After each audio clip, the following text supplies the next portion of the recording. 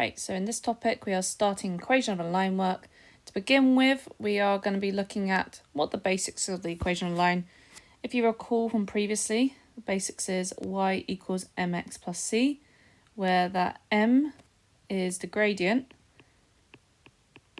and the c represents whatever the y-intercept is. So remember, the gradient is basically chatting about how steep the line is, and the y-intercept is where the line crosses through the y-axis. So to start off with, we're just going to have a quick little recap where we have some equations of a line below, and we are being asked to state the gradient and the y-intercept for the following line equations. So for the first one, our gradient there is going to be x, and my y-intercept, I'm going to write its coordinates, and always with the y-intercept, our x coordinate is 0 and the y coordinate is our c. So question 2, my gradient there is going to be 2, and then my y-intercept is going to be 0 minus 4.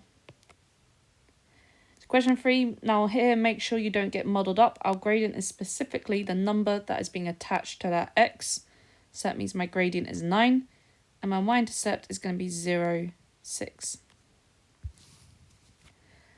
Question 4, I don't have a number in front of my x. That means it's going to be a 1 there. So my gradient is going to be negative 1. And my y-intercept is going to be 0, 5. So for the next one, the number in front of my x is a half.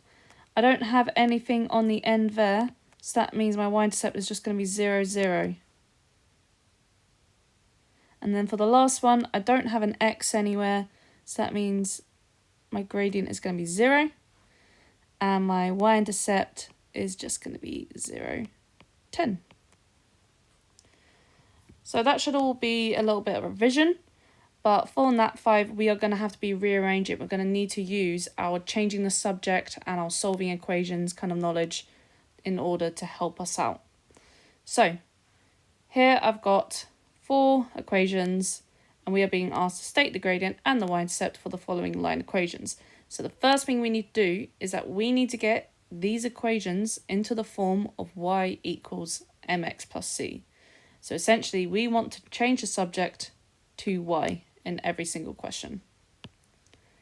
So you just slowly process that through. So to start off with, I'm going to deal with that 2. So I've now got y plus 4x equals 2. And then I want to take away the 4x on both sides.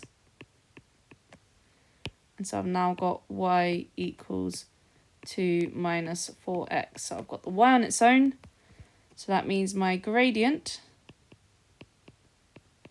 is going to be that minus 4. And my y-intercept is going to be 0, 2. Okay, so let's take a look at question 2 then. So here I'm going to just work from the back. So I'm going to add the 2 over 3x. Add the 2 over 3x. So I've now got y plus 5 equals 2 over 3x. And then I want to take away 5 on both sides.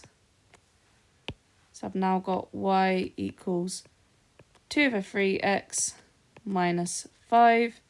So that means my gradient is going to be 2 over 3.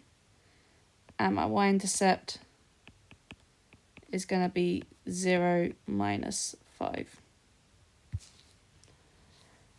Alright, so the next one. So here we've got something a little bit different. We've got a number at the front here for my 2y.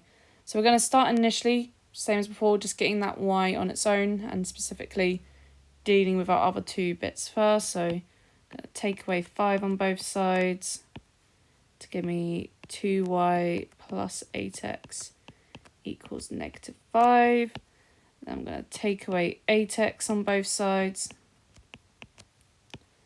So I've now got 2y equals negative 5, negative 8x. Now, before in the past, when we've been doing our solving equations, when we divide by 2, what we've been doing before is just putting the whole lot above over 2. This is the one case where I personally like to set up a little bit differently.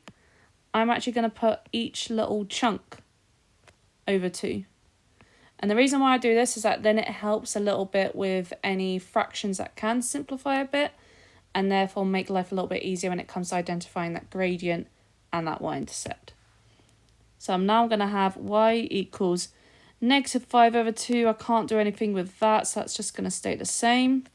Then 8 over 2, that is just going to become 4, because 8 divided by 2 gives me 4. So that means my gradient is negative 4, and my y-intercept is going to be 0, negative 5 over 2. Sorry, it's a bit squished there. All right, so last question here, same idea. So I'm going to do my rearranging. So I'm going to take away the 12 first.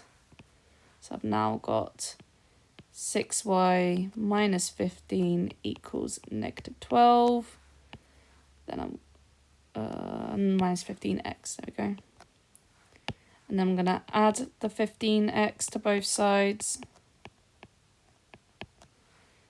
So I've now got 6y equals negative 12 plus 15x. And then I'm going to divide each little bit here by 6. So I've now got y equals negative 12 divided by 6. That's going to give me negative 2. 15 divided by 6. I can't do that, but I can simplify that fraction. I can divide both of them by 3. So 15 divided by 3 is 5. 6 divided by 3 is 2. So that means my gradient is that 5 over 2. And my y-intercept is going to be 0, negative 2. Let me know if there are any issues, and good luck with the work.